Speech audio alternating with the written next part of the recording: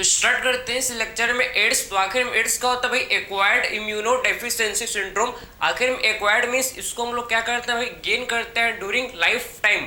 समझे? बर्थ के बाद जो डिसीज को हम लोग गेन करते हैं उसको क्या बोलते हैं भाई? एक्वायर्ड बोला जाता है। मतलब ये कॉन्जेनिटल नहीं होता, कॉन्जेनिटल डिसीज नहीं होता, इसको हम लोग गेन करते हैं ड्यूरिंग लाइफ टाइम। ठीक है, अब बात करते हैं भाई इम्यूनो डेफिशिएंसी मींस इसमें हम लोग का क्या होता है? इसमें हम लोग का जो इम्यून सिस्टम है इसका डेफिशिएंसी हो जाता है, मींस इम्यून सिस्टम इसमें हम लोग का वीक हो जाता है। ठीक, और सिंड्रोम का मतलब क्या होता है भाई? सिंड्रोम का मतलब होता है group of symptoms. Group of symptoms को बोला जाता है क्या? सिंड्रोम। समझिए आपको? तो आखिर में एड्स क्या आप समझना, एड्स का मतलब क्या समझना आप? एड्स मींस एक्वायर्ड, आखिर में क्या बोलते हैं इसको? एक्वायर्ड। आप समझना, एक्वायर्ड इम्यूनो डेफिशिएंसी सिंड्रोम। ठीक है, तो एड्स का मतलब भाई एक्वायर्ड इम्यूनो डेफिशिएंसी सिंड्रोम। ठीक है, इम्यूनो डेफिशिएंसी मतलब इसमें क्या हो जाता है भाई? इम्यून सिस्टम का इसमें डेफिशिएंसी हो जाता है। समझे? इम्यून सिस्टम का इसमें डेफिशिएंसी हो जाता है। और एस फॉर सिंड्रोम, एस मतलब सिंड्रोम। ठीक है, syndrome means group of symptoms, group of symptoms को क्या बोलते हैं भाई? इसे बोला जाता है क्या? सिंड्रोम। ठीक है, तो आखिर में एक्वायर्ड मींस क्या होता है? एक्वायर्ड मतलब हम लोग इसको गेन किया, हम लोग इसको बर्थ के बाद गेन किया ड्यूरिंग लाइफ टाइम। समझिए आपको? इसे को बोलते हैं क्या? एक्वायर्ड। तो एक्वायर्ड का मतलब क्या होता है भाई? गेन करना। ठीक है, तो गेन ड्यूरिंग लाइफ टाइम, हम लोग इसको गेन किया है भाई during life time. Congenital disease ये नहीं होता, इसको हम लोग गेन करते हैं ड्यूरिंग लाइफ टाइम। समझिए आपको? तो gain during life time, life time मतलब बर्थ के बाद जो डिसीज हम लोग गेन करते हैं उसको बोलते हैं क्या? एक्वायर्ड। समझिए आपको? तो बर्थ के बाद जो डिसीज हम लोग गेन करते हैं उसे क्या बोलते हैं भाई? उसे बोला जाता है एक्वायर्ड। ठीक है, फिर बात करते हैं इम्यूनो डेफिशिएंसी। इम्यूनो डेफिशिएंसी का मतलब क्या होता है? इसमें हम लोग का जो इम्यून सिस्टम उसका डेफिशिएंसी हो जाता है। ठीक है, मतलब इम्यून सिस्टम हम लोग का इसमें वीक हो जाता है। ठीक है, तो आखिर में इम्यूनो डेफिशिएंसी में इसमें क्या होता है? इसमें इम्यून सिस्टम डेफिशिएंसी, इसमें क्या होता है? इसमें इम्यून सिस्टम का आप समझना है कि इसमें जो इम्यून सिस्टम इसका डेफिशिएंसी हो जाता है। ठीक है, तो इसमें इम्यून सिस्टम डेफिशिएंट हो जाता है, मीन्स इसका डेफिशिएंसी हो जाता है। ठीक है, तो इसमें हम लोग का इम्यून सिस्टम क्या हो जाता है? इसमें इम्यून सिस्टम डेफिशिएंट हो जाता है। ठीक है, बात समझिए आपको? तो immune system become deficient means weak हो जाता है, मीन्स हम लोग का वीक हो जाता है। ठीक है, तो इम्यूनो डेफिशिएंसी मतलब immune system deficient means become deficient, become weak. इसमें इम्यून सिस्टम जो कि डेफिशिएंट मीन्स वीक हो जाता है। ठीक है, समझिए आपको? डेफिशिएंट, डेफिशिएंट हो जाता है। ठीक, फिर बात करते हैं सिंड्रोम। सिंड्रोम का मतलब क्या होता है भाई? Group of symptoms. जो ग्रुप ऑफ सिम्टम्स होते हैं उनको बोला जाता है कि इसको हम लोग बोलते हैं भाई सिंड्रोम। ठीक है, तो सिंड्रोम का मतलब क्या होता है भाई? Group of symptoms. Group of symptoms को बोलते हैं कि हम लोग इससे बोलते हैं सिंड्रोम। ठीक है, तो ग्रुप ऑफ सिम्टम्स को बोला जाता है भाई सिंड्रोम। ठीक, ग्रुप ऑफ सिम्टम्स को बोलते हैं कि इसे हम लोग बोलते हैं सिंड्रोम। ठीक है, तो आपको ये समझ है कि एक्चुअल में एक्वायर्ड इम्यूनो डेफिशिएंसी सिंड्रोम का मतलब क्या होता है। ठीक, एक्वायर्ड मींस हम लोग गेन करते हैं ड्यूरिंग लाइफ टाइम, बर्थ के बाद जो डिसीज को गेन किया उसे बोलते हैं क्या? एक्वायर्ड। ठीक है, इम्यूनो डेफिशिएंसी का मतलब क्या होता है भाई? इसमें हम लोग का जो इम्यून सिस्टम है वो क्या हो जाता है भाई? डेफिशिएंट मींस वीक हो जाता है। ठीक है, इम्यून सिस्टम इसमें वीक हो, डिफिशिएंट हो जाता है। फिर बात करते हैं सिंड्रोम। सिंड्रोम का मतलब क्या होता है भाई? Group of symptoms. Group of symptoms को बोलते हैं क्या? सिंड्रोम। ठीक, आखिर में एड्स। एड्स का सबसे फर्स्ट केस कब मिला था? इसका फर्स्ट केस 1981 में आप समझो इसका फर्स्ट केस देखने को मिला था। समझे? 1981 में एड्स का जो कि फर्स्ट केस हम लोग को देखने को मिला था। ठीक है, फिर बात करते हैं आखिर में एड्स को आखिर में कॉज कौन करता है भाई? इसको कॉज करता है कौन? HIV virus. ठीक है, HIV वायरस जो कॉज करता है क्या? एड्स। ठीक है, तो आखिर बात करते हैं कॉज्ड बाय, कौन कॉज करता है एड्स को? आखिर में कौन कॉज करता है? HIV virus. समझे ना? तो आखिर में आप बोल सकते हैं हम लोग भाई कि कौन कॉज करता है इसको? Caused by. आप समझना कि कॉज्ड बाय HIV वायरस। समझे? इसको कौन कॉज करता है? एड्स को आखिर में कॉज करता है कौन? HIV virus. समझे? तो HIV वायरस जो कि एड्स कॉज करता है भाई, आखिर में HIV means immuno deficiency virus. समझ आपको? आखिर में HIV किसे बोलता है? HIV का मतलब होता है, इसको फुल फॉर्म क्या होता है? Human immuno deficiency virus. समझे? तो इसमें इसका मतलब क्या होता है? आप समझना है कि ह्यूमन इम्यूनो डेफिशिएंसी वायरस। समझे ना? Human immuno deficiency virus. आप समझना कि ह्यूमन इम्यूनो डेफिशिएंसी वायरस, समझे, यही कॉज करता है क्या, ह्यूमन इम्यूनो डेफिशिएंसी वायरस यही कॉज करता है क्या भाई, यही कॉज करता है एड्स, समझे ना। तो ह्यूमन इम्यूनो डेफिशिएंसी वायरस जो कि कॉज करता है भाई एड्स, यही कॉज करता है ये वायरस, जो कि क्या कॉज करता है भाई, एड्स कॉज करता है, समझ आपको। तो आपने समझ लिया कि एक्चुअल में एड्स हम लोग का सिम्टम्स है भैया, और ये हम लोग का वायरस है, समझो, जो कॉज करता है क्या, एड्स को, समझ रहे आपको। ह्यूमन इम्यूनो डेफिशिएंसी वायरस जो कॉज करता है क्या, ये कॉज करता है भैया एड्स, ठीक है। तो आखिर में बात करेंगे हम लोग, सबसे पहले बात करेंगे HIV का स्ट्रक्चर को देखेंगे कि आखिर में HIV का स्ट्रक्चर कैसे होता है, उसको हम लोग डिस्कस करेंगे, ठीक है। तो आपको ये समझ आया बेसिक चीज कि आखिर में एड्स का मतलब क्या होता है, एड्स आखिर में, एड्स को आखिर में कौन कॉज करता है, आपको समझ है, HIV वायरस जो कॉज करता है क्या भाई, एड्स को ये कॉज करता है, ठीक। अब बात करते हैं इसके स्ट्रक्चर को, आखिर में HIV वायरस का स्ट्रक्चर कैसे होता है, इसको हम लोग अब डिस्कस कर लेते हैं, जो काफी ज्यादा क्या भाई इंपॉर्टेंट है, समझ है आपको। अब ये समझ इंपॉर्टेंट चीज, आप पहले स्ट्रक्चर को देखते हैं, फिर हम लोग नेक्स्ट पॉइंट डिस्कस करेंगे इसके बारे में, ठीक है। चलो भाई, तो अब बात करते हैं हम लोग क्या, अब बात करते हैं हम लोग क्या, HIV वायरस का स्ट्रक्चर को डिस्कस करेंगे, जो कि काफी ज्यादा क्या भाई इंपॉर्टेंट है, ठीक है। चलो, तो आखिर बात करेंगे स्ट्रक्चर ऑफ HIV वायरस, ठीक है।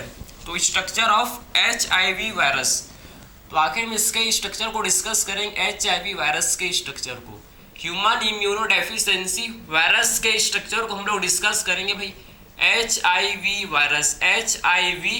वायरस इसके स्ट्रक्चर को क्या करेंगे भैया, हम लोग डिस्कस करेंगे, ठीक। HIV वायरस के स्ट्रक्चर को हम लोग डिस्कस करेंगे, ठीक है। आप समझ रहे हैं इसका स्ट्रक्चर कैसे होता है, आप देखना, वही सबसे आउटर मोस्ट सेल, किसी भी सेल के सबसे आउटर मोस्ट लेयर किसका होता है, सबको पता है, लिपिड बायलेयर का, प्लाज्मा मेम्ब्रेन का होता है। बात समझिए आपको, किसी भी सेल का सबसे बाहर लेयर, जो एनिमल सेल की बात करो, ठीक है, एनिमल सेल का सबसे आउटर मोस्ट लेयर क्या होता है, सबको पता है, लिपिड क्या होता है, प्लाज्मा मेम्ब्रेन होता है, लिपिड बायलेयर का होता है। बात समझिए आपको, ये देखो भाई, सबसे आउटर मोस्ट लेयर इसका क्या हो जाएगा, ये आपको प्लाज्मा मेम्ब्रेन, सबसे आउटर मोस्ट लेयर आपको प्लाज्मा मेम्ब्रेन बनाएंगे। सबसे पहले क्या बनाएंगे भाई हम लोग, प्लाज्मा मेम्ब्रेन। बात समझिए आपको, इसी को क्या बोलते हैं, प्लाज्मा मेम्ब्रेन को ही बोला जाता है क्या भाई, प्लाज्मा मेम्ब्रेन को ही क्या बोलते हैं, सेल मेम्ब्रेन भी इसे बोला जाता है, ये तो पता है आपको, ठीक है।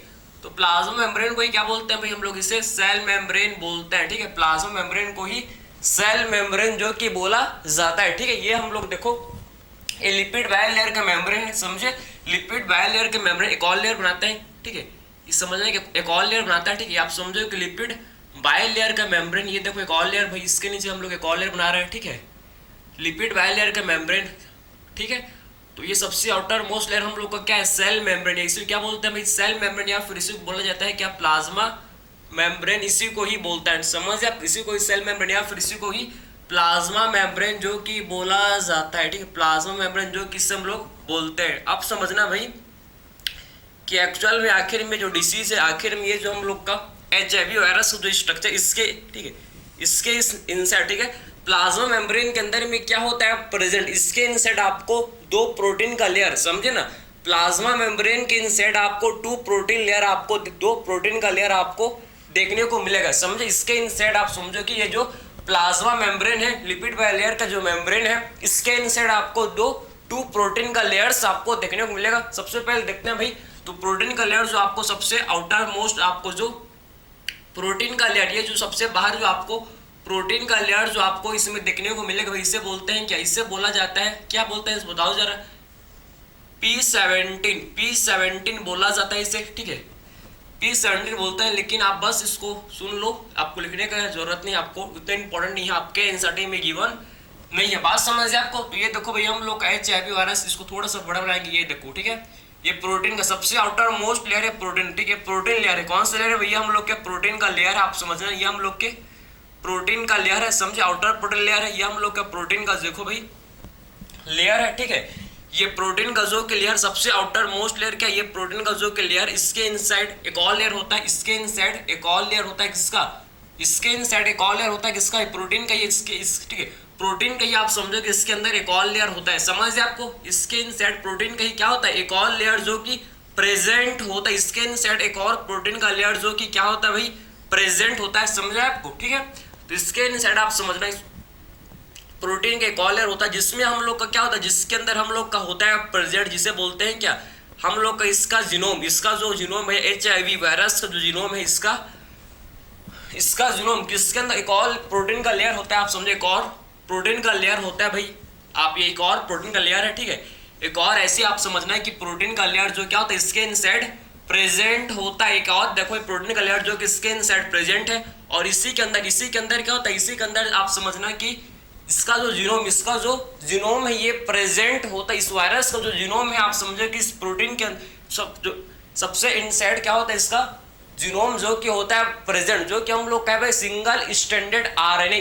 इसमें क्या होता है, इसमें हम लोग समझो कि HIV वायरस में हम लोग का सिंगल स्टैंडर्ड क्या होता है, सिंगल स्टैंडर्ड RNA इसमें होता है प्रेजेंट। बात समझ, इसमें आप समझ लीजिए, आप देखो ये सिंगल स्टैंडर्ड RNA आपको देखने को मिल जाएगा। बात समझ, इसमें आपका सिंगल स्टैंडर्ड RNA जो कि इसके HIV वायरस में क्या होता है सिंगल स्टैंडर्ड RNA जो कि प्रेजेंट होता है। ये हम लोग का क्या, ये आप समझिए, ये हम लोग का इसे बोलते हैं सिंगल स्टैंडर्ड RNA। इसे बोला जाता है क्या, सिंगल स्टैंडर्ड RNA, समझे, सिंगल स्टैंडर्ड RNA इसमें होता है भैया। और इसमें क्या होता है आप समझना, इसमें हम लोग और इसमें एंजाइम्स होता है, इसमें एंजाइम्स होता है प्रेजेंट। और ये जो एंजाइम इसे बोलते हैं कि एंजाइम्स को बोला जाता है रिवर्स ट्रांसक्रिप्टेस। ये जो एंजाइम इसे क्या बोलते हैं भाई, इसे बोला जाता है रिवर्स ट्रांसक्रिप्टेस, समझे, इसे क्या बोलते हैं, इसे बोलता है रिवर्स ट्रांसक्रिप्टेस, इसे बोला जाता है, आप समझे, इसे हम लोग रिवर्स ट्रांसक्रिप्टेस बोलते हैं, समझे।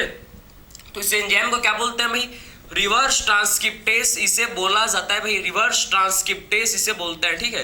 तो रिवर्स ट्रांसक्रिप्टेस इसे हम लोग बोलते हैं, ठीक, समझ आपको, रिवर्स ट्रांसक्रिप्टेस इसे बोला जाता है, ठीक है। तो आपको ये समझ आया कि सबसे आउटर मोस्ट लेयर किसका भाई, lipid bilayer means plasma membrane है।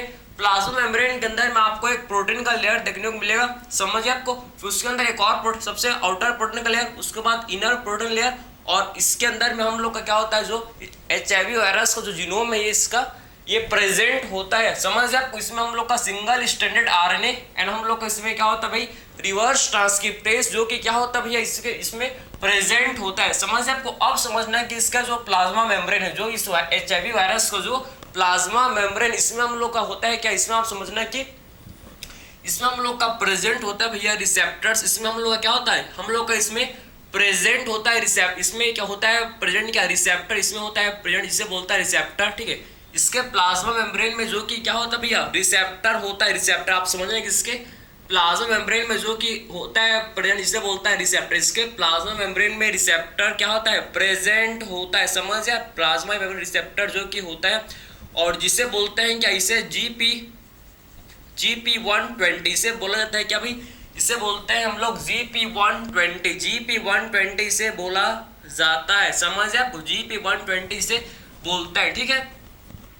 तो ये जो आपको रिसेप्टर देखने को मिल रहा है भाई, ये जो आप समझ, ये जो रिसेप्टर इसे बोलते हैं क्या, GP120, जो आपको बाहर से आपको देखने को मिल रहा है इसे क्या बोलते हैं, इसे बोला जाता है GP120। क्या बोलते हैं इस रिसेप्टर को भी, इसे बोला जाता है GP120, समझे, इसे GP120 बोलते हैं। और इनसाइड जो आपका प्लाज्मा मेम्ब्रेन में एम्बेडेड है, ये जो हम लोग का देखो पार्ट, जो रिसेप्टर को पार्ट जो कि प्लाज्मा मेम्ब्रेन में एम्बेडेड है, इसे बोलते हैं क्या, इसे बोला जाता है GP41, समझे, इसे बोलते हैं क्या, जो एम्बेडेड पार्ट है इसे बोला जाता है भाई GP41, इसे बोलते हैं GP41, ठीक है, GP41 इसे बोला जाता है भाई, ठीक है।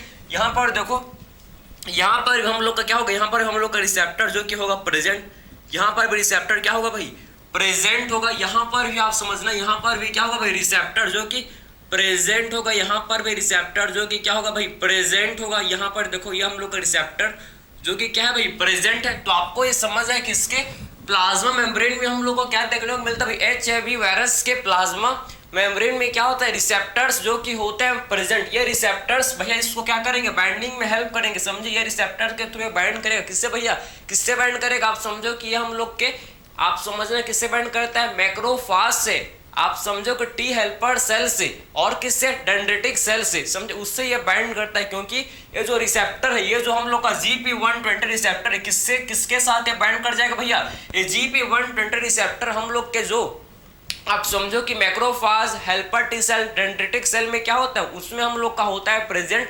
CD4 रिसेप्टर होता है। समझ आपको, CD4 रिसेप्टर होता है किसमें, CD4 receptor macrophage, helper T cell and हम लोग का डेंड्रिटिक सेल में CD4 रिसेप्टर होता है प्रेजेंट। वो CD4 रिसेप्टर जो कि GP120 के साथ बाइंड कर जाता है। बात समझिए आपको, तो ये आपका GP120 हम लोग का समझो कि GP120 ये बाइंड कर जाता है किसके साथ भाई, ये बाइंड कर जाता है CD4 रिसेप्टर के साथ। और जैसे ही बाइंडिंग हुआ, जैसे आप समझना कि GP120 का बाइंडिंग CD4 रिसेप्टर के साथ हुआ, वैसे आप समझना कि इसका जो जीनोम है, आप समझो कि जो इसका वायरल क्या है, वायरल RNA यह हम लोग के होस्ट सेल के अंदर चला जाता है। बात समझिए आपको। तो आखिर में कैसे होता है मैकेनिज्म, कैसे आखिर में ये जो आप आखिर में कैसे HIV वायरस कैसे अपने जीनोम को आप समझो कैसे कैसे अपने जीनोम को ह्यूमन सेल के अंदर आप समझो कि ह्यूमन सेल के अंदर डालता है, कैसे इंसर्ट करता है, उसको डिस्कस करेंगे। इस कंप्लीट इसके मैकेनिज्म को हम लोग डिस्कस करेंगे। बाकी आपको सिंपल सा अभी आपको इसका स्ट्रक्चर आपको समझ है, ठीक है। सबसे आउटर लेयर हम लोग का क्या भैया, हम लोग का है प्लाज्मा। आप समझे कि हम लोग का क्या है, प्लाज्मा मेम्ब्रेन। ये हम लोग का क्या है, सबसे आउटर मोस्ट लेयर हम लोग का प्लाज्मा मेम्ब्रेन। ये तो आपको पता है भाई, ये हम लोग का क्या है भाई, प्लाज्मा मेम्ब्रेन। ये हम लोग का कौन सा लेयर है भाई, ये हम लोग का है प्लाज्मा मेम्ब्रेन। ये हम लोग का इसे बोलते हैं क्या, इसे बोला जाता है प्लाज्मा मेम्ब्रेन, समझे। और ये जो हम लोग के लेयर्स, इनको ये हम लोग के प्रोटीन्स के लेयर, समझे ना। ये जो आपको लेयर्स जो ब्लू कलर के दिख रहे हैं, ये हम लोग का किसके लेयर है भाई, ये हम लोग के प्रोटीन्स के क्या है, लेयर्स है, ठीक है। ये प्रोटीन्स लेयर है, ये हम लोग के प्रोटीन के जो के लेयर्स है, ये प्रोटीन के क्या है भाई, लेयर्स है, समझे ना। ये प्रोटीन के भाई, ये प्रोटीन लेयर है, समझे, प्रोटीन के जो के लेयर्स है, ठीक है। और ये जो हम लोग का आप समझो कि ये जो क्या है GP120 किसके साथ बाइंड कर जाएगा भाई, ये GP120 आप समझो कि ये CD आप समझना कि CD4 रिसेप्टर, ये देखो ये CD4 रिसेप्टर के साथ आप समझना कि CD4 रिसेप्टर के साथ ये क्या कर जाएगा भैया, इसका बाइंडिंग हो जाएगा, इसका बाइंडिंग CD4 रिसेप्टर के साथ हो जाएगा। समझे आप, इसका बाइंडिंग CD4 रिसेप्टर के साथ हो जाएगा, ठीक है। तो आप देखो भाई, इसका बाइंडिंग किसके साथ हो गया, इसका बाइंडिंग आप समझना कि CD4 रिसेप्टर के साथ हो गया, समझे ना। इसका बाइंडिंग जिसके साथ हो गया, इसका बाइंडिंग आप देखो भाई कि CD4 रिसेप्टर के साथ इसका जो बाइंडिंग है भाई, ये हो गया, इसका बाइंडिंग CD4 रिसेप्टर के साथ जो कि हो गया, ठीक है। समझ है आपको। ये देखो, ये हम लोग का CD4 रिसेप्टर, ये हम लोग का CD4 रिसेप्टर है, समझिए। ये CD4 रिसेप्टर समझ, एक हम लोग कौन सा रिसेप्टर भैया, ये रिसेप्टर इसे बोलते हैं CD4, इसे बोला जाता है क्या, CD4, समझे, CD4 समझे आप। ये भाई त्रिशूल नहीं है, समझे ना, त्रिशूल मत समझना। ये हम लोग का रिसेप्टर इसे बोलते हैं क्या, CD4, समझे। और CD4 किसमें, कौन से सेल में, आखिर में कौन से सेल में CD4 रिसेप्टर होता है, आप समझो कि कौन से सेल में CD4 रिसेप्टर जो कि प्रेजेंट होता है, आप समझना। ये हम लोग का कौन कौन से सेल में CD4 रिसेप्टर जो कि होता है प्रेजेंट भाई, समझे। कौन कौन से सेल में होता है, ये हम लोग कौन कौन से सेल में होता है, आप समझना। ये हम लोग होता है किसमें, हम लोग का मैक्रोफाज, आप समझो कि मैक्रोफाज में होता है, ये हम लोग का मैक्रोफाज, ठीक है। हेल्पर टी सेल, आप समझना कि हेल्पर टी सेल में होता है भाई, मैक्रोफाज हेल्पर टी सेल में होता है, समझे आपको, हेल्पर टी सेल में होता है। और किस में होता है भैया, और हम लोग का होता है डेंड्रिटिक सेल, और किस में होता है आप समझे, और किस में होता है भाई, डेंड्रिटिक सेल। डेंड्रिटिक सेल में क्या होता है, ये हम लोग का आप समझो डेंड्रिटिक सेल में क्या होता है, इसका रिसेप्टर CD4 रिसेप्टर जो कि प्रेजेंट होता है, समझे। तो macrophage, helper T cell and हम लोग का डेंड्रिटिक सेल में CD4 रिसेप्टर होता है प्रेजेंट, जो कि GP120 के साथ CD4 रिसेप्टर जो कि GP120 के साथ बाइंड कर जाता है। तो आपको इस समझ है कंप्लीट इसका मैकेनिज्म कैसे, मतलब GP120 किसके साथ बाइंड करते हैं, आपको समझ तो आया ना। आई होप ये आपको समझ आया कि आखिर में इसका स्ट्रक्चर, HIV वायरस का स्ट्रक्चर कैसे होता है, तो आपने समझ लिया, ठीक है। इसके बाद हम लोग बात करेंगे, हम लोग चलो कि आखिर में कैसे इसका मैकेनिज्म होता है, इसको हम लोग अब डिस्कस कर लेते हैं, ठीक। काफी इंपॉर्टेंट है, ठीक है। तो इसको आप नोट कर लो, फिर डिस्कस करते हैं, इस मैकेनिज्म को हम लोग डिस्कस करते हैं, ठीक। चलो भाई, तो इसका मैकेनिज्म कैसे आखिर में HIV वायरस कैसे अटैक करता है, आप समझना। ह्यूमन सेल को means macrophage, dendritic cell and हम लोग के क्या, हेल्पर टी सेल को कैसे अपना जीनोम को ह्यूमन सेल के अंदर भेजता है, कैसे आप देखो उसको, कैसे इसका मैकेनिज्म कैसे इन्फेक्ट करता है, आप समझना, कैसे ह्यूमन सेल को इन्फेक्ट करता है, इसको आप देखना, ठीक है। काफी इंपॉर्टेंट है भाई। अब देखो, सबसे पहले क्या होता है आप समझना ये हम लोग का कौन सा सेल, ये हम लोग का वही सेल, वही हम लोग के क्या हो सकते हैं, वही हम लोग के मैक्रोफाज हो सकते हैं। सबसे पहले जो है आप समझो कि मैक्रोफाज सबसे पहले जो हम लोग का क्या है, जो HIV वायरस, जो HIV वायरस सबसे पहले किसको अटैक करता है, आप समझो कि मैक्रोफाज को अटैक करता है। मैक्रोफाज को सबसे पहले जो कि HIV वायरस अटैक करता है। मैक्रोफाज के अंदर आप समझना कि क्या करता है, आप समझो कि मैक्रोफाज के अंदर आप समझो जो HIV वायरस है ये मल्टीप्लाई करता है, और मल्टीप्लाई करके लार्ज नंबर ऑफ, आप समझो कि HIV वायरस जो है मैक्रोफाज के अंदर सबसे पहले एंटर करता है, और लार्ज नंबर ऑफ वायरसेस,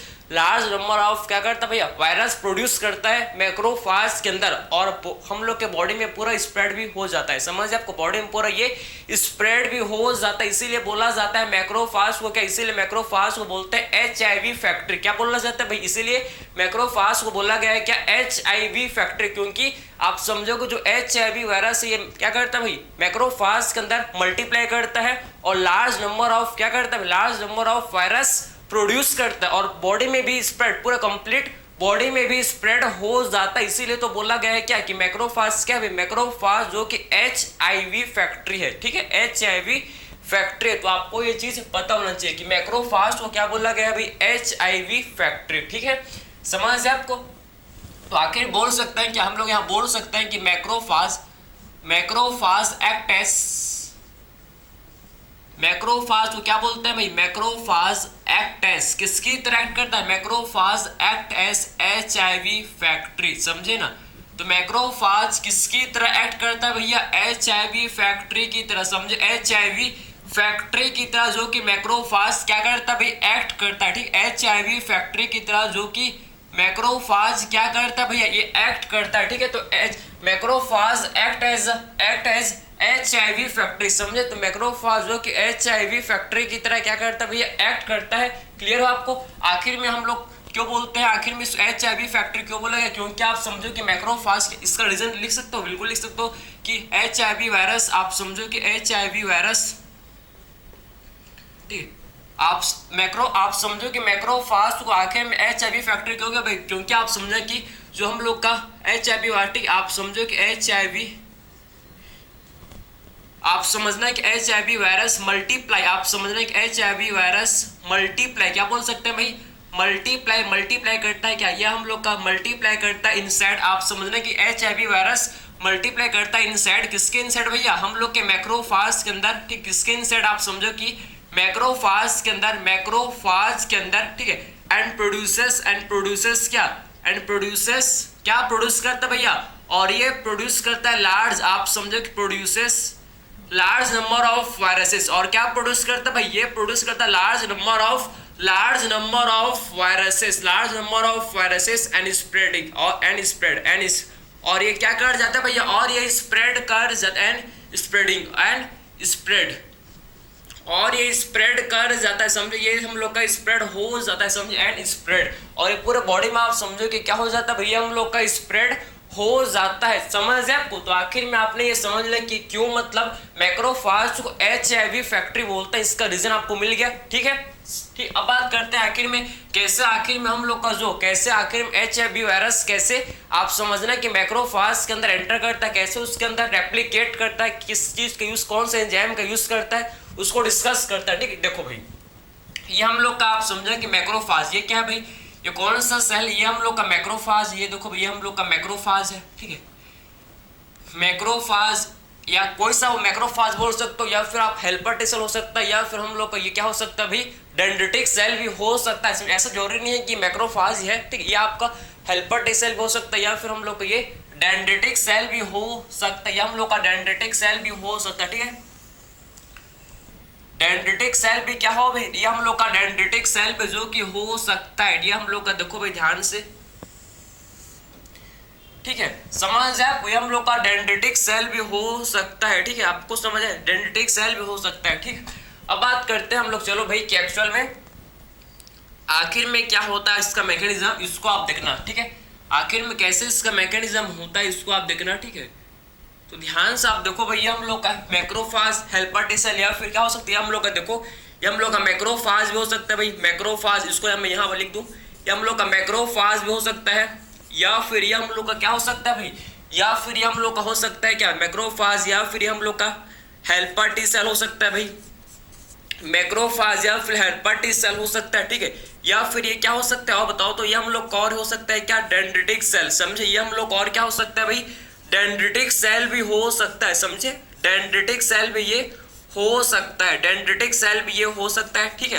अब बात करते हैं आखिर में, समझो सबसे पहले जो इसके पास ये हम लोग का जो इसके पास क्या होगा भाई, macrophage, helper T cell, dendritic cell, इसके पास CD4 रिसेप्टर होगा, इसके पास क्या होगा भाई, CD4 रिसेप्टर, ये देखो इसके पास CD4 रिसेप्टर है भैया, इसके पास क्या है, इसके पास आप समझना कि इसके पास हम लोग का CD4 रिसेप्टर, इसके पास हम लोग यहाँ पर बनाते हैं, यहाँ पर इसके पास प्रेजेंट है क्या भाई, CD4, इसके पास क्या है, इसके पास प्रेजेंट जिसे बोलते हैं क्या, CD4 रिसेप्टर, समझे, इसके पास जो कि भाई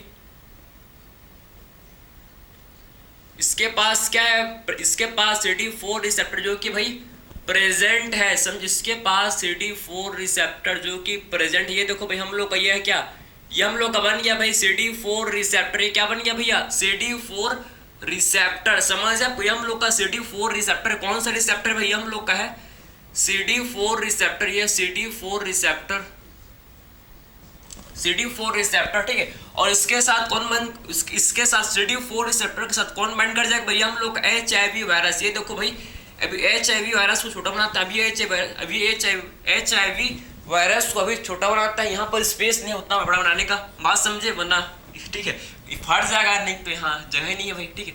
तो आखिर में हम लोग का HIV वायरस है, समझ है, त्रिशूल नहीं है, ठीक है, ये रिसेप्टर है भैया, इसको त्रिशूल मत समझ लेना, ठीक है, रिसेप्टर है, समझे, CD4 रिसेप्टर, ठीक। अब भैया हम लोग HIV वायरस, ये देखो भाई इसमें हम लोग HIV वायरस के साथ आप समझो कि हम लोग का क्या करेंगे भैया, आप समझो HIV वायरस का जो GP120, HIV वायरस का जो क्या था GP120, इसका जो GP120 इसका क्या था भैया, GP120, ये देखो जो इसका GP120 था ये बाइंड कर गया, समझे, GP120 बाइंड कर किसके साथ भैया, GP120 आप समझो कि बाइंड कर गया भाई CD4 रिसेप्टर के साथ, समझ आपको। तो GP120 जो कि आप समझना है किसमें, GP120 इसके साथ क्या करेगा भैया, GP120 आप समझना है कि CD4 रिसेप्टर के साथ बाइंड करेगा, ठीक है, GP120 जो कि CD4 रिसेप्टर के साथ बाइंड कर गया है, आप समझना कि हम लोग का HIV वायरस है, समझे, HIV वायरस के अंदर क्या होता है, इसके अंदर क्या है, इसके अंदर सिंगल स्टैंडर्ड RNA, में तो आपको बताया था इसके अंदर क्या है भाई, सिंगल स्टैंडर्ड RNA, इसके इनसाइड क्या है, इसके इनसाइड आप समझना कि सिंगल स्टैंडर्ड RNA प्रेजेंट है, हम लोग का सिंगल स्टैंडर्ड RNA प्रेजेंट है। अभी मैं पूरा स्ट्रक्चर को नहीं बताया, आप सिंपल स्ट्रक्चर समझो, ये हम लोग का HIV वायरस, कौन सा वायरस है भाई, HIV वायरस, समझिए HIV वायरस है, समझे, HIV virus, clear, HIV virus. तो आखिर में सबसे पहले अब होगा क्या, इसको क्या इसका मैकेनिज्म कैसे वर्क करता है इसको आप समझो, ठीक है। तो HIV वायरस क्या करेगा भाई, ये सेल को, होस्ट सेल को अटैक करेगा, होस्ट सेल के आप समझो कि CD4 रिसेप्टर के साथ बाइंड कर जाएगा और अपना जीनोम को समझो कि होस्ट सेल के अंदर क्या कर देगा, डाल देगा, समझे, अपना जीनोम, अपने इसका जो जीनोम है, इसका जो जीनोम इसको होस्ट सेल अंदर के अंदर डाल देगा, समझे आप, इंट्रोड्यूस कर देगा, समझे। ये देखो हम लोग का क्या, ये हम लोग का RNA, आप समझने कि हम लोग का क्या गया, ये हम लोग का देखो होस्ट सेल के अंदर क्या गया, ये होस्ट सेल के अंदर आप समझो कि सिंगल स्टैंडर्ड RNA आ गया, ये होस्ट सेल के अंदर हम लोग का सिंगल स्टैंडर्ड RNA आ गया, ठीक है, सिंगल स्टैंडर्ड RNA, ये हम लोग को होस्ट सेल के अंदर सिंगल स्टैंडर्ड RNA आ गया। अब RNA से सबसे पहले आप समझो कि जो हम लोग RNA है ये रिवर्स ट्रांसक्रिप्टेज, आप समझना कि रिवर्स ट्रांसक्रिप्टेज एंजाइम का यूज करके आप समझो रिवर्स ट्रांसक्रिप्टेज से आप समझो कि जो हम लोग का सिंगल स्टैंडर्ड RNA क्या बन जाएगा भाई, हम लोग का सिंगल स्टैंडर्ड DNA में कन्वर्ट हो जाएगा भाई, समझ आपको। तो रिवर्स ट्रांसक्रिप्टेज से आप समझे, रिवर्स ट्रांसक्रिप्टेज, समझे। तो आखिर में रिवर्स ट्रांसक्रिप्टेज क्या करेगा भाई, आप समझे, रिवर्स ट्रांसक्रिप्टेज, समझे। तो रिवर्स ट्रांसक्रिप्टेज जो क्या करता है आपको पता है, ट्रांसक्रिप्टेज समझ आप, जब DNA से आप ध्यान से आप सुनना, DNA से जब RNA बनता है, ठीक है, DNA से जब क्या बनता है भैया, DNA से जब RNA बनता है, हम लोग ने देखा था क्या, किसमें, ट्रांसक्रिप्शन में क्या होता है, ट्रांसक्रिप्शन में आप समझो कि क्या बनता है, DNA से बनता है RNA, लेकिन रिवर्स ट्रांसक्रिप्टेज में क्या होगा भाई, रिवर्स ट्रांसक्रिप्टेज से RNA से बने क्या, DNA, समझे। नॉर्मल में, नॉर्मल ट्रांसक्रिप्शन में क्या बनता है, नॉर्मल ट्रांसक्रिप्शन बनता है क्या, DNA से बनता है भाई RNA, लेकिन रिवर्स ट्रांसक्रिप्टेज के केस में आप समझो क्या बनेगा भाई, इस केस में आप समझो उल्टा होगा, जस्ट अपोजिट होगा, क्या होगा मतलब RNA से क्या बन जाएगा भाई, डीएनए बन जाएगा, समझे। तो आखिर में सिंगल स्ट्रैंडेड आरएनए जो है इससे हम लोग का डीएनए बन जाएगा, समझे। इससे क्या हो जाएगा भाई, इससे आप समझना कि डीएनए बन जाएगा, इससे हम लोग का डीएनए बन जाएगा, समझिए। हम लोग का क्या बन गया भैया, सिंगल स्ट्रैंडेड डीएनए। क्या बनेगा, सिंगल स्ट्रैंडेड डीएनए। अब ये जो हम लोग का सिंगल स्ट्रैंडेड डीएनए आप समझो, ये सिंगल स्ट्रैंडेड डीएनए ये हम लोग का क्या हो जाएगा, इसका रेप्लिकेशन रेप्लिकेट हो जाएगा भाई। ये क्या हो जाएगा, इसका रेप्लिकेशन, और रेप्लिकेट हो गई हम लोग का डबल स्टैंडर्ड डीएनए में कन्वर्ट हो जाएगा, समझे। सिंगल स्टैंडर्ड डीएनए हम लोग इसमें होगा रेप्लिकेशन, और रेप्लिकेशन हो गया आप समझना है कि डबल स्टैंडर्ड, आप समझ रेप्लिकेशन हो गई हम लोग का डबल स्टैंडर्ड डीएनए में कन्वर्ट हो जाएगा, समझे। रेप्लिकेटेड आप रेप्लिकेशन हो गया आप समझो कि हम लोग का डबल स्टैंडर्ड डीएनए में कन्वर्ट हो जाएगा, समझिए। हम लोग का डबल स्टैंडर्ड डीएनए में कन्वर्ट हो जाएगा, ठीक है, समझिए बात को। अब बात करते हैं क्या भाई, अब हम लोग बात करिए जो हम लोग का डबल स्टैंडर्ड डीएनए बन गया। आप समझो ये जो होस्ट सेल का डीएनए, यहाँ पर हम लोग का क्या, यहाँ पर आप समझने ये होस्ट सेल का डीएनए है भैया। अब ये होस्ट सेल का डीएनए, ये देखो भाई होस्ट सेल का डीएनए, ये हम लोग का क्या है, होस्ट सेल का डीएनए। ये हम लोग का होस्ट सेल का क्या प्रेजेंट है भाई, होस्ट सेल का डीएनए प्रेजेंट है। यहाँ पर आप देखो भाई कि यहाँ पर होस्ट सेल का डीएनए प्रेजेंट है, ये होस्ट सेल का जो कि डीएनए प्रेजेंट है, समझ है आपको। होस्ट सेल का क्या भैया, हम लोग का डीएनए होस्ट सेल का, तो बोल सकते हैं भाई ये होस्ट सेल का क्या है, डीएनए, ठीक है। इससे क्या बोलेंगे हम लोग का होस्ट सेल का डीएनए, आप समझो कि होस्ट सेल डीएनए, ये होस्ट सेल का क्या भैया, डीएनए है। यहाँ पर होस्ट सेल का डीएनए जो कि प्रेजेंट है, समझे। तो आखिर अब क्या होगा, ये हम लोग का समझो कि जो वायरल डीएनए, ये जो हम लोग का नॉर्मल डीएनए नहीं, ये हम लोग का कैसा भी वायरल डीएनए, ये जो हम लोग का वायरल डीएनए आप समझो क्या करेगा भाई, ये हम लोग का क्या करेगा, ये आप समझना कि होस्ट डीएनए के साथ इनकॉर्पोरेटेड हो जाएगा। इनकॉर्पोरेटेड का मतलब इंटीग्रेट हो जाएगा, जुड़ जाएगा, समझे। ये हम लोग का जो वायरल क्या बने, वायरल हम लोग का जो डीएनए है आप समझो ये क्या करेगा, होस्ट डीएनए के साथ जुड़ जाएगा, इंटीग्रेट, इनकॉर्पोरेट वही वर्ड है, सब चीज इंटीग्रेट बोल सकते हो, या फिर आप इनकॉर्पोरेटेड मींस जुड़ना। ये होस्ट आप समझो कि वायरल डीएनए क्या करेगा भाई, होस्ट डीएनए के साथ जुड़ जाएगा, समझ है आपको। तो आखिर में आप समझना कि हम लोग का ये जो हम लोग का डीएनए क्या करेगा भैया, आप ये हम लोग का डीएनए क्या करेगा, वायरल डीएनए के साथ ये जुड़ जाएगा भाई। वायरल डीएनए के साथ जो क्या करेगा भाई, जुड़ जाएगा। आप समझना कि बोल सकते हैं कि ठीक है, इंट्रीगेशन आप समझो क्या, यहाँ पर क्या होगा भाई, यहाँ पर हम लोग का इंट्रीगेशन इंट्रीगेशन या इंकॉर्पोरेट, इंट्रीगेशन या इनकॉर्पोरेटेड सेम चीज है, समझ है आपको। इंट्रीगेशन ऑफ किसका भैया, इंट्रीग्रेशन ऑफ किसका इंट्रीगेशन हो जाएगा, इंट्रीगेशन ऑफ वायरल डीएनए। आप समझो कि वायरल डीएनए का इंट्रीगेशन हो जाएगा इनटू, आप integration of viral DNA into किसमें भैया, होस्ट डीएनए, समझे। तो वायरल डीएनए जो कि आप समझो कि integration of viral DNA with किसके साथ भैया, होस्ट डीएनए के साथ, होस्ट डीएनए के साथ, समझ है आपको। तो इसको आपने समझ लिया, होस्ट डीएनए। तो ये मोस्ट इंपॉर्टेंट है भाई कि वायरल डीएनए क्या करता है, वायरल डीएनए आप समझो कि होस्ट सेल के साथ उसका इंट्रीगेशन हो जाता है। इंट्रीगेशन का मतलब होता है क्या, जुड़ना, बैंड हो जाना, समझे। तो आपने समझ लिया कि इंट्रीगेशन हो गया किसका भाई, वायरल डीएनए का, जो कि आप समझो कि होस्ट डीएनए के साथ इसका इंट्रीगेशन हो गया, जुड़ गया। ये देखो भाई यहाँ पर आपको देखने को मिलेगा, ये क्या हो जाएगा भैया, आप देखो यहाँ पर आपको देखने को मिलेगा कि यहाँ पर क्या हो गया, ये देखो ये हम लोग का होस्ट डीएनए के साथ, ये हम लोग का वायरल डीएनए, ये क्या जुड़ गया भैया हम लोग का, देखो ये क्या जुड़ गया भाई, ये हम लोग का वायरल डीएनए जुड़ गया इसके साथ, होस्ट डीएनए के साथ वायरल डीएनए जुड़ गया, ठीक है। ये हम लोग का है वायरल डीएनए, ये क्या है भाई, ये हम लोग का है, देखो वायरल डीएनए, ये हम लोग का है वायरल डीएनए, समझे। वायरल डीएनए, वायरल डीएनए, समझे, वायरल डीएनए, समझे ना। अब ये हम लोग का समझो, ये हम लोग का वायरल डीएनए जुड़ गया भाई। अब क्या होगा भाई इसका, अब आप समझना, ये वायरल डीएनए जुड़ गया, ये देखो वायरल डीएनए जुड़ गया। अब इसका क्या होगा भाई, अब इसका क्या होगा आप समझना, ये हम लोग का वायरल डीएनए जो कि जुड़ गया, सब ये देखो वायरल डीएनए जुड़ गया, ये देखो भाई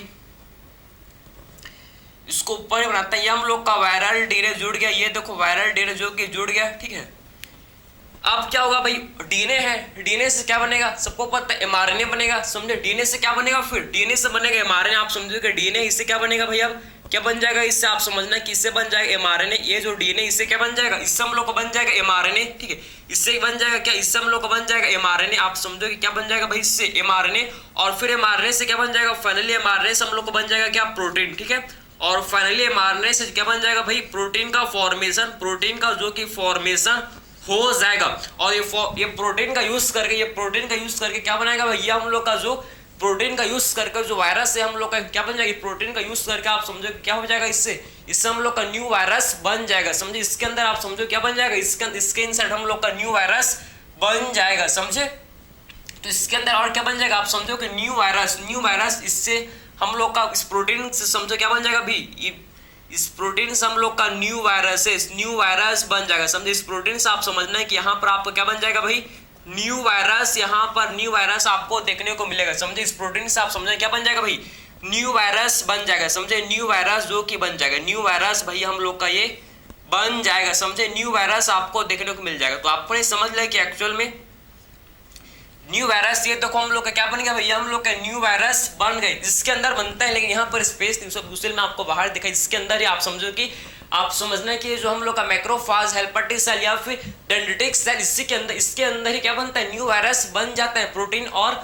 आप समझना कि वायरल डीएनए, आप समझना कि प्रोटीन और वायरल डीएनए का यूज करके हम क्या बन जाता है भाई, आप समझना कि क्या बन जाता है, न्यू वायरस जो कि बन जाता है, समझ आया आपको। तो आपने कंप्लीट मैकेनिज्म को समझा कि कैसे HIV वायरस इन्फेक्ट करता है ह्यूमन सेल को, ह्यूमन के मैक्रोफाज, हेल्पर सेल या फिर डेंड्रिटिक सेल को आखिर में कैसे ये इन्फेक्ट करता है, क्या कौन से मैकेनिज्म का भैया ये यूज करते हैं। आपको इसका मैकेनिज्म आपको कंप्लीट समझ आया कि, आई होप ये आपको कंप्लीट हो गया, क्लियर हो गया, ठीक है। तो इसमें आप देख सकते हो कि उसको कि आखिर में कैसे होस्ट सेल ने क्या किया भैया, इन्फेक्ट किया, ठीक है।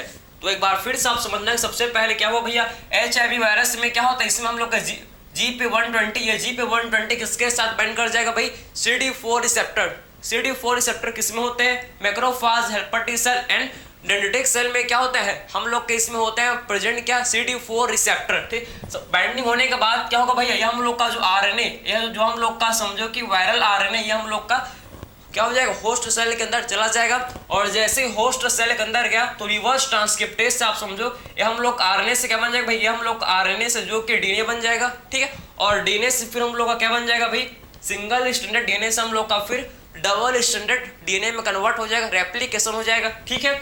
आप समझना क्या होगा भैया, इसके बाद क्या होगा, आप समझना कि इंट्रीगेशन। अब क्या होगा इसके बाद, अब ये जो हम लोग का DNA आप समझना कि अब क्या होगा भाई, अब हम लोग का जो DNA है इसका क्या होगा, ये जो वायरल DNA इसका क्या होगा, इंट्रीगेशन किसके साथ, होस्ट DNA के साथ। और जैसे इंट्रीगेशन हुआ वायरल DNA से फिर क्या बन जाएगा भाई, mRNA, और mRNA से फिर क्या बन जाएगा भाई, प्रोटीन। और प्रोटीन आप बन गया, उसके बाद प्रोटीन का यूज करके फिर क्या बन जाएगा, प्रोटीन का यूज करके आप समझो कि इससे हम लोग का न्यू वायरस क्या बन जाएगा भाई, इससे हम लोग का बन जाएगा कि इससे हम लोग का आप समझना है कि न्यू वायरस बन जाएगा, इससे हम लोग का न्यू वायरस जो कि बन जाएगा, इससे हम लोग का क्या बन जाएगा भाई, न्यू वायरस बन जाएगा। तो आपको इसका कैसे इन्फेक्शन कॉज करते हैं, HIV वायरस कैसे इन्फेक्ट करते हैं, आपको ये समझ है, ठीक है। अब बात करते हैं आखिर में इसके सिम्टम्स के बारे में। सबसे पहले बात करेंगे, देखो सिम्टम्स को आपको जानने के पहले आपको समझना है भाई, सिम्टम्स अपीयर कब होते हैं, आपको पता है सिम्टम्स अपीयर कब होता है, हमेशा आपको पता होना चाहिए कि जब भी इन्फेक्शन होता है, इन्फेक्शन और सिम्टम्स के आने के बीच आप समझो कि इन्फेक्शन हुआ, आप समझ, जैसे कोई भी डिसीज, नॉर्मल बात करते हैं भाई, कोई भी डिसीज कॉज होता है हम लोग को, तो जैसे हम लोग को टाइफाइड कॉज हुआ, ठीक, हम लोग के अंदर साल्मोनेला टाइफिमुरम वायरस है, क्या करेगा भैया, डिसीज कॉज करेगा, इन्फेक्शन तुरंत देखने को मिलता है। लेकिन आप समझो कि एड्स के केस में आप समझना कि जैसे ही बॉडी के अंदर HIV वायरस आया, तुरंत आपको सिम्टम्स इसके देखने को नहीं मिलेंगे। इसके आप समझना कि HIV वायरस के आप बॉडी में आप समझो HIV वायरस आया और ऐसा सोचोगे कि आज ही मेरे को सिम्टम्स आएगा, नहीं भाई, हमेशा आपको टाइम लैग देखने को मिलेगा भैया, इन्फेक्शन और फर्स्ट सिम्टम्स आने के बीच में। समझ आपको, इन्फेक्शन होने के बाद फर्स्ट सिम्टम्स आने तक का जो पीरियड होता है उसे बोलते हैं क्या, इंक्यूबेशन पीरियड। आप समझ रहे हैं, उसके बीच में हमेशा आपको गैप देखने को मिलेगा, ये मंथ तक, फ्यू मंथ से लेकर आपको मैनी ईयर्स तक हो सकता है। समझे, ऐसा नहीं कि आज इन्फेक्शन हुआ आज ही मेरे को उस सिम्टम्स अपीयर होंगे, नहीं, ऐसा नहीं होता। आज इन्फेक्शन को, आज मेरे अंदर आप समझो कि मेरे बॉडी के अंदर HIV वायरस है, तो मेरे आप समझो कि मेरे को मेरे अंदर सिम्टम्स आने में कम से कम ये मंथ या फिर मंथ से मैनी ईयर्स तक लग सकता है भैया इसके सिम्टम्स अपीयर होने में, समझ आप। क्योंकि ये क्या करता है भैया, क्योंकि हेल्पर टी सेल को अटैक करता है, हेल्पर टी सेल के काउंट को काफी ज्यादा ये कम कर देता है। कैसे करता है इसको देखेंगे अभी, ठीक है। कैसे आखिर में होता है भैया आप समझना, ठीक। आखिर में कैसे होता है इसको आप समझना कि कैसे इन्फेक्शन कम करता है, कैसे कॉज करता है, सबको देखेंगे, ठीक है। सबसे पहले आप समझना सिम्टम्स की बात करते हैं, इसके कौन कौन से इसके सिम्टम्स हम लोग को देखने को मिलते हैं आप समझना, ठीक है। तो बात करते हैं इसके सिम्टम्स के बारे में भाई, हम लोग सिम्टम्स, ठीक है। तो आखिर में हम लोग को इससे कौन कौन से सिम्टम्स देखने को मिलते हैं आप समझना। तो आखिर में समझो कि जो हम लोग के हमेशा हमको क्या देखने को मिलेगा भाई, हमेशा हम लोग को आप समझना कि टाइम लैग, हमेशा आपको क्या देखने को मिलेगा भाई, टाइम लैग, ठीक है। हमेशा आपको टाइम लैग देखने को मिलेगा, टाइम लैग देखने को मिलेगा भैया, क्या टाइम लैग बिटवीन, ठीक है। टाइम लैग आपको देखने को मिलेगा बिटवीन, टाइम लैग आपको हमेशा देखने को मिलेगा किसके बीच में भैया, between infection, time lag between infection and appearance of first symptoms, समझे, अपीयरेंस ऑफ फर्स्ट सिम्टम्स, समझे।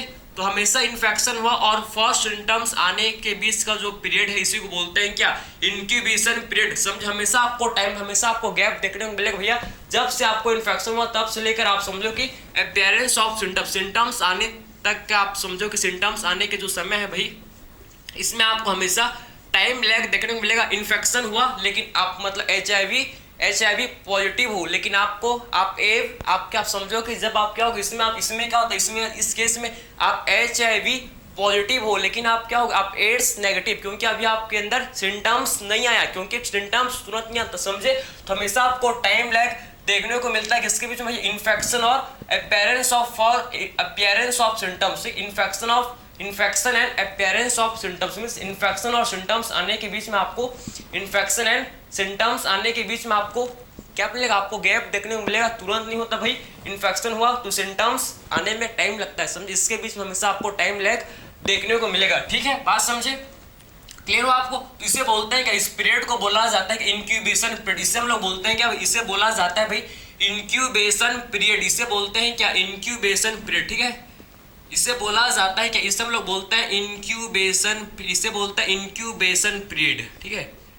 इंक्यूबेशन पीरियड इसे बोला जाता है, इस पीरियड को क्या बोलते हैं, इस टाइम को बोला जाता है, इस टाइम को बोलते हैं क्या, इंक्यूबेशन पीरियड, समझे। तो इस टाइम को बोला जाता है भाई, क्या बोलता है इसको, इंक्यूबेशन पीरियड इसे बोला जाता है, समझे। और आखिर में आप समझना कि कितना टाइम लगता है भैया, अपीयरेंस ऑफ सिम्टम्स, सिम्टम्स आने में कितना टाइम लगता है, अप्रोक्सीमेटली आप समझो कि कितना टाइम लगता है। ये हम लोग का जो इंक्यूबेशन पीरियड होता है ये मंथ से फ्यू इयर्स तक हो सकता है, समझे। मंथ से आप समझो कि फ्यू मंथ से लेकर मैनी इयर्स तक हो सकता है, समझ आपको।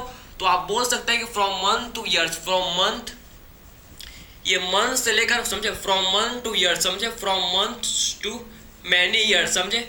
मंथ से लेकर आप समझो कि मैनी इयर्स तक आप हो सकता है, समझे। इसका इंक्यूबेशन पीरियड मंथ से लेकर मैनी इयर्स तक हो सकता है भैया, बहुत सालों तक आप समझना कि, ठीक, इन्फेक्शन आता है, बस इन्फेक्शन हुआ तो बहुत सालों के बाद क्या होता है, इसका सिम्टम्स अपीयर होता है, समझ आपको। तो फ्यू मंथ से लेकर मैनी इयर्स तक होता है। मैनी इयर्स कितना तक भाई, 5 to 10 ईयर्स, ये हम लोग का 5 to 10 ईयर्स तक भी हो सकता है इंक्यूबेशन पीरियड, जो कि इसका 5 to 10 ईयर्स तक भी हो सकता है, समझ आपको। तो इसका जो इंक्यूबेशन पीरियड, इसका जो इंक्यूबेशन पीरियड, सिम्टम्स आने का जो पीरियड है आप समझना कि इन्फेक्शन और सिम्टम्स आने का जो पीरियड है आप समझो कि हम लोग का फ्यू मंथ से लेकर आप समझो कि मंथ से लेकर मैनी इयर्स तक हो सकता है, समझे। मैनी इयर्स तक हो सकता है, 5 to 10 ईयर्स भी हो सकता है, ठीक है, बात समझिए आपको, क्लियर है आपको। तो आपने समझ लिया, अब समझना भाई कि इसमें हम लोग को सिम्टम्स अपीयर कैसे, आखिर में सिम्टम्स अपीयर कब होते हैं भाई, सिम्टम्स अपीयर कैसे होते हैं, जब हम लोग के आप समझना कि टी सेल क्या होता है, जब हम लोग के बॉडी में क्या होता है, जब टी सेल, जो हेल्पर सेल, जो हेल्पर टी सेल है, इसका count,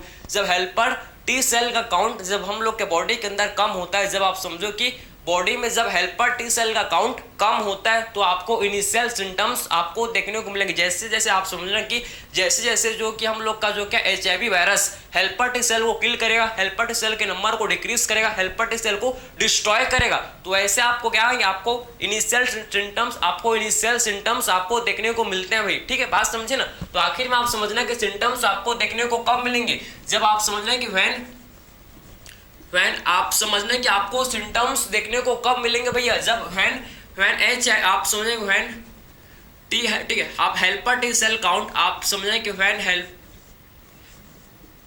helper T cell count helper T cell count decreases, समझे, when helper T cell number या नंबर बोल सकते हो भैया, ये काउंट वही चीज है, when helper T cell number बोल सकते हो आप, when helper T cell number decreases, समझे, इसका नंबर जब डिक्रीजेस होता है भैया तो आपको सिम्टम्स देखने को मिलता है, समझे, जब हेल्पर टी सेल का नंबर आपके बॉडी के अंदर जब क्या होता है, हेल्पर टी सेल का नंबर जब कम होता है तो आपको इसके इनिशियल सिम्टम्स आपको इससे क्या देखने को मिलते हैं, आपको इसके इनिशियल सिम्टम्स आपको देखने को मिलता है, initial symptoms appear, initial symptoms क्या होता है भैया, इससे हम लोग को इनिशियल सिम्टम्स अपीयर होता है, कब होंगे भैया, जब हेल्पर टी सेल का नंबर डिक्रीज होता है, तब जब हेल्पर टी सेल का नंबर जब डिक्रीज होता है तभी आपको सिम्टम्स देखने को मिलेंगे, वरना नहीं मिलता, ये हम लोग के नहीं मिलते हैं, बात समझ आपको।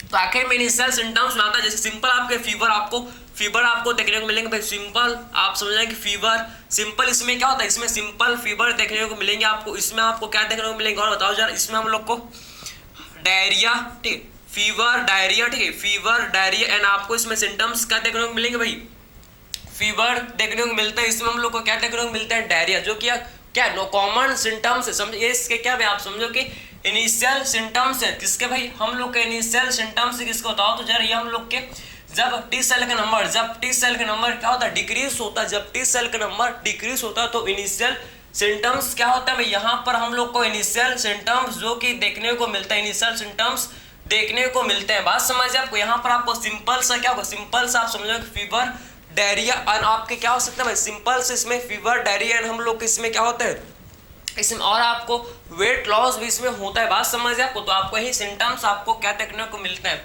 ये हम लोग के इनिशियल सिम्टम्स हैं किसके भैया, आप समझे HIV आप समझे एड्स क्या आपको इनिशियल सिम्टम्स आपको देखने को मिलता है, fever diarrhoea and weight loss, ये भी आपका सिम्टम्स आपको ये देखने को मिलते हैं, हम लोग को सिम्टम्स जो कि देखने को भाई मिलते हैं, समझिए आपको। और जैसे समझना कि भैया ये आपको फीवर होगा, सिम्टम्स है तो आप समझ जाना कि भैया इसका मतलब HIV वायरस की इन्फेक्शन हो गया, ये कॉमन, ऐसा नहीं कि तो कॉमन सिम्टम तो ठीक, टाइफाइड के केस में, निमोनिया केस में, कॉमन कोल्ड, हर चीज में इसका कॉमन सिम्टम्स ये तो हम लोग को देखने को मिलता है, ठीक है। लेकिन आपको समझना इस मेजर आपको क्या देखने को मिलता है, इसमें मेजर आप जैसे आप समझना कि टी हेल्पर सेल का नंबर कम होता है भैया तो हम लोग का क्या हुआ, टी हेल्पर सेल हम लोग के बॉडी के लिए कितने, हम लोग के इम्यून सिस्टम के लिए आप समझो कि टी हेल्पर सेल हम लोग के इम्यून सिस्टम के लिए कितने ज्यादा इंपॉर्टेंट है। आपको पता है कि टी हेल्पर सेल ही क्या करता है भाई, स्टिमुलेट करता है किसको, टी हेल्पर सेल स्टिमुलेट करता है बी सेल को, ताकि बी सेल क्या करे भाई, एंटीबॉडी प्रोड्यूस करे। टी हेल्पर सेल ही क्या करता है, टी हेल्पर सेल ही आपके क्या करता है भाई, स्टिमुलेट करता है किसको, टी किलर सेल को, ताकि टी किलर सेल क्या करे, पैथोजन को अटैक करे। तो आप समझ जाओगे टी हेल्पर सेल कितने इंपॉर्टेंट, मोस्ट इंपॉर्टेंट सेल है। अगर टी हेल्पर सेल का नंबर डिक्रीज हो जाएगा तो आप समझ जाओ कि इम्यून सिस्टम वीक हो जाएगा हम लोग का, जिससे क्या हो जाएगा भाई, इम्यून सिस्टम जिससे हम लोग का वीक हो जाएगा, समझे, immune system deficient, immune system हम लोग का क्या हो जाएगा भाई, डेफिशिएंट हो जाएगा, काम नहीं करेगा अच्छे से, समझे, क्योंकि टी हेल्पर सेल का नंबर कम हो गया, टी हेल्पर सेल का नंबर, टी हेल्पर सेल का काउंट डिक्रीज हो गया। तो आपको ये समझ है, तो जैसे हम लोग का इम्यून सिस्टम, जैसे हम लोग का समझो इम्यून सिस्टम डेफिशिएंट हो जाएगा, जैसे हम लोग का इम्यून सिस्टम डेफिशिएंट हो जाएगा भाई, तो हम लोग के बॉडी कौन अटैक कर देगा भैया, हम लोग के बॉडी को फिर अपॉर्चुनिस्टिक पैथोजन अटैक कर देंगे, ठीक है। आखिर में ये अपॉर्चुनिटी आप समझना कि अपॉर्चुनिटी का फायदा उठाता है कौन, अपॉर्चुनिटी, आप समझना कि अपॉर्चुनिटी का आप समझो जो अपॉर्चुनिटी होता है उसका फायदा कौन उठाता है भैया, जो पैथोजन जिनको बोलते हैं क्या, अपॉर्चुनिस्टिक पैथोजन जिनको बोला, जो क्या करेंगे भैया, बॉडी को अटैक कर देंगे, समझ आपको। तो आखिर में आप समझना जैसे हम लोग का क्या हुआ, T helper cell T helper cell number decreases, ऐसे क्या होता है, ऐसा हम लोग का समझो कि जो आप समझना कि जो क्या होता है भैया, अपॉर्चुनिटी का फायदा उठाता है, जो हम लोग के अपॉर्चुनिस्टिक्स, जो हम लोग के क्या होता है भाई, अपॉर्चुनिस्टिक्स जो पैथोजन्स है ये क्या करता है, बॉडी को अटैक कर देता है, समझे। तो अपॉर्चुनिस्टिक्स पैथोजन्स आप बोल सकते हो कि जो अपॉर्चुनिस्टिक्स पैथोजन है क्या कर देंगे भैया, अटैक्स बॉडी, समझे, अटैक्स बॉडीज, ठीक है। तो अपॉर्चुनिस्टिक्स पैथोजन क्या करता है, अटैक्स बॉडी, ये हम लोग के बॉडी को अटैक करते हैं, समझे।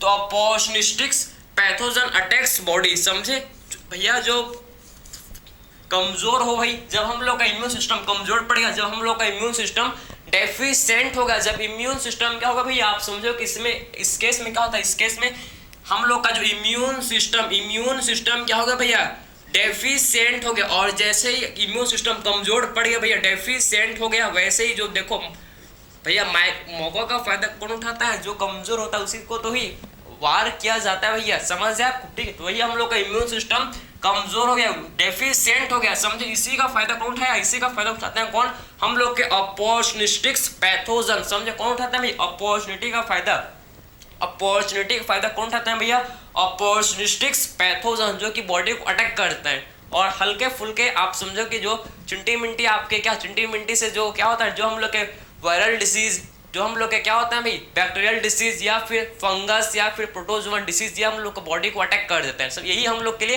हार्मफुल, यही जो चिंटी मिंटी जो डिसीज है, यही हम लोग के लिए हार्मफुल हो जाता है। जैसे कि आप समझना कि कुछ वायरल डिसीज भी बॉडी को अटैक करते हैं, कुछ हम लोग के बैक्टीरियल डिसीज भी बॉडी को अटैक करते हैं, से बैक्टीरियल डिसीज, कुछ हम लोग का वायरल डिसीज भी क्या करते हैं भाई, कुछ वायरल डिसीज भी बॉडी को अटैक करते हैं, कुछ फंगल डिसीज भी क्या करते हैं, कुछ फंगल डिसीज भी बॉडी को अटैक करते हैं, कुछ प्रोटोजोवन भी क्या करते हैं, सब भाई सब मौका का फायदा कौन नहीं उठाएगा, कौन नहीं उठाता है, बताओ जरा। ठीक, बॉडी कमजोर है तो आओ भाई चलो चलते हैं, इसको अटैक कर देंगे, बात समझ है आपको।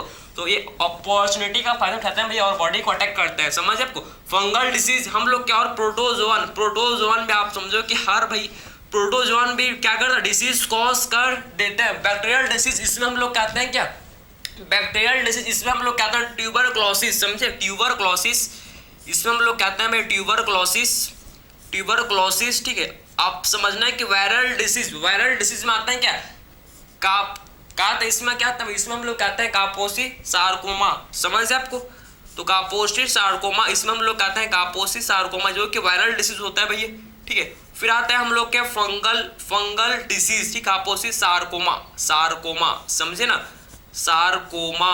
अब बात करते हैं फंगल डिसीज, इसमें आते हैं क्या, क्लेमिडियसिस, इसमें क्या आता है भाई, हम लोग के इसमें आते हैं क्या, कैनिडियसिस, समझे, कैनिडियसिस,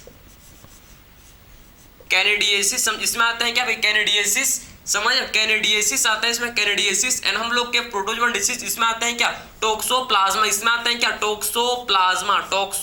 टोक्सोप्लाज्मा, जो कि प्रोटोजोवन डिसीज होता है, टोक्सोप्लाज्मा, जो कि कैसे होते हैं भैया, हम लोग के प्रोटोजोवन डिसीज होते हैं, बात समझ है आपको। तो आपने समझ लिया कि एक्चुअल में कौन कौन से हम लोग का डिसीज जो कि अपॉर्चुनिटी का फायदा उठाते हैं भाई, कौन कौन से डिसीज जो कि हम लोग के अपॉर्चुनिटी का फायदा उठाते हैं, आपको ये समझ आए। इसको बोलते हैं कि अपॉर्चुनिस्टिक पैथोजन, जो कि जब इम्यून सिस्टम बॉडी का जब इम्यून सिस्टम वीक है तो उस मौके का फायदा उठाते हैं और बॉडी को अटैक करते हैं, ठीक है। चिंटी मिंटी आप समझो कि जो हम लोग के पैथोजन्स ये क्या करते हैं भैया, हम लोग के बॉडी के लिए क्या होता है, हम लोग के बॉडी के लिए हैवी हो जाता है, क्योंकि हम लोग का इम्यून सिस्टम वीक है, समझे। इस यही डिसीज से हम लोग का डेथ भी हो सकता है, क्योंकि आप समझो कि हम लोग का इम्यून सिस्टम इनको कुछ नहीं कर पाता भाई, क्योंकि वीक हो गया है, समझे।